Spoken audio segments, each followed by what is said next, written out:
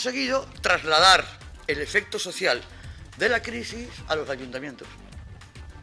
¿Por qué? Pues porque ponen en riesgo la prestación de los servicios sociales que nosotros hacemos, ¿para qué?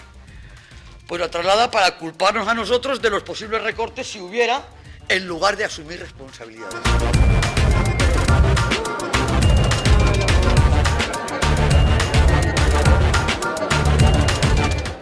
Jo pense que la reflexió ja està feta, la crida ja està feta, el sentit comú es posa damunt la taula i les necessitats que tinguem tots els ajuntaments, les diputacions i sobretot este món en general d'Espanya el tenien que posar damunt la taula i dir hasta aquí hemos llegado.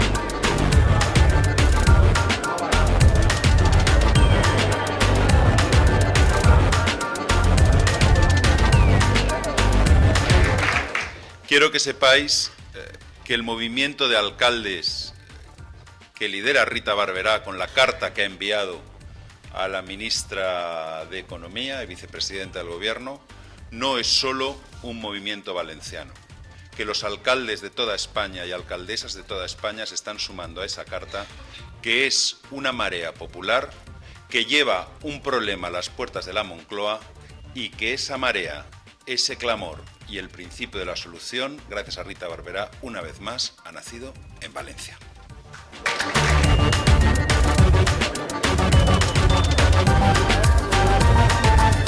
Vamos a ir de la mano, vamos a seguir trabajando de forma conjunta, vamos a seguir generando ilusión y sobre todo esperanza.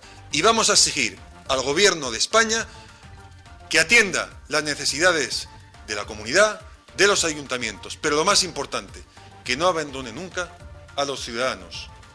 Sus necesidades son nuestras preocupaciones y desde luego lo que son las cuestiones que afectan al último vecino de la Comunidad Valenciana va a ser la mayor preocupación de cualquier alcalde y especialmente del presidente de la Generalitat.